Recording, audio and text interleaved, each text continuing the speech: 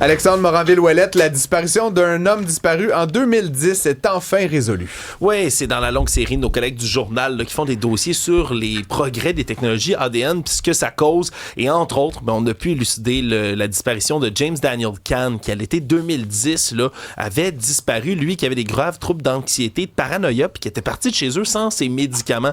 Et sa mère avait fait des appels au public sur appel au public pour essayer de trouver où son fils pouvait-il bien se trouver, parce qu'elle craignait qu'il ne puisse pas rentrer à la maison. Et finalement, cette année, on vient tout juste d'élucider cet été.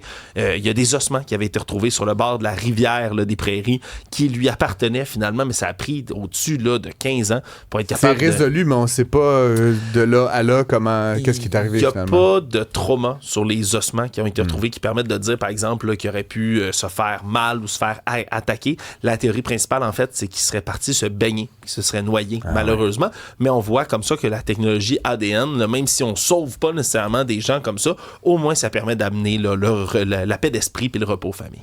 Sinon, il y a un proprio de garderie qui est accusé d'avoir brutalisé un enfant, mais qui peut néanmoins continuer de gérer ses établissements. C'est vraiment bizarre, cette histoire-là, que nos collègues du bureau d'enquête rapportent. Félix Mercier, 33 ans, a été arrêté au début du mois de septembre pour des voies de fait causant des lésions à un enfant, un petit garçon, dont l'identité est bien sûr protégée. Et là, pendant ce temps-là, mais lui opère toujours plusieurs garderies éducatives. Saint-Lin, Saint-Jacques, Saint-Alexis et Saint-Esprit. Il est propriétaire. C'est au-dessus de 147 enfants là, qui fréquentent tout ça. Et ce qui est spécial, c'est que dans la loi, là, c'est clair. Les personnes majeures qui occupent des emplois ou qui opèrent ce genre de business-là, ben, doivent avoir une attestation d'absence d'empêchement. Grosso modo, c'est quoi? Ben, on s'assure que quelqu'un n'a pas ni d'accusation ni d'antécédent judiciaire pour mettre à risque la sécurité des enfants. Le problème, c'est qu'il y a encore, lui, tout ça. On peut suspendre en cas de doute du côté du ministère. C'est ce qu'on a fait en la personne de Félix Mercier. Le problème, c'est qu'il y a des témoignages qui ont parlé à nos bureaux d'enquête, des témoins qui l'ont vu à ces garderies alors qu'il n'est pas supposé du tout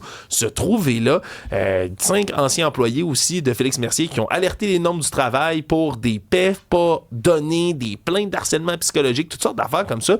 Je vous avoue que même dans un cas comme ça, on peut suspendre du côté là, du ministère de la famille. C'est spécial qu'il y ait quelqu'un d'accusé d'avoir brutalisé un enfant de 5 ans qui se retrouve comme ça à opérer des garderies. Sinon, Olivier, très rapidement, Lucas Lajoie s'incline en finale. Je vais t'avouer que je sais pas c'est qui Lucas Lajoie. Lucas Lajoie, c'est un tatoueur qu'on a même ici invité une couple de fois qui fait des... Maintenant que tu le dis, je sais qui est Lucas Lajoie. Regarde, voilà. Mais non, mais Ink Master, une compétition internationale qui invite les meilleurs tatoueurs au monde. Puis c'est un peu romantisé, un peu dans un mode spectacle, mais tout de même, Lucas Lajoie s'est rendu en finale et malheureusement s'est incliné, n'a pas pu avoir les 250 000 $ américains qu'on remettait. Un prix pour la deuxième place? Non, pas vraiment. Mais la célébrité va lui apporter, j'imagine, les clients les plus riches au monde qui vont vouloir les plus beaux tatous du monde. Donc voilà, c'est un petit flash à monsieur Lajoie. Il fait des tatous puis il perd parce qu'il est un peu moins beau que l'autre? Non, c'est vraiment parce qu'il n'a pas eu le temps de finir son tatou qui a pris 36 heures. 36 heures, vraiment. Sinon, rapidement, là, on s'approche de la fin de l'émission, puis c'est bientôt les fêtes. Qu'est-ce qui va être ouvert? Qu'est-ce qui va être fermé? Dis-nous rapidement, qu'est-ce qu'on doit retenir? Ouais, le 24 décembre, ce qui va être ouvert, c'est pas compliqué, c'est les commerces et les centres commerciaux de 8h à 17h, donc rien qui se termine à 21h, ça, oubliez ça. Les pharmacies, les dépanneurs, bien entendu, et les succursales de la SAQ et SQDC, des services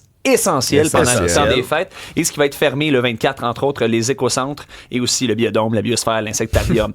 À Noël, lors de la journée, les pharmacies, dépanneurs, les petits commerces aussi vont toujours être ouverts.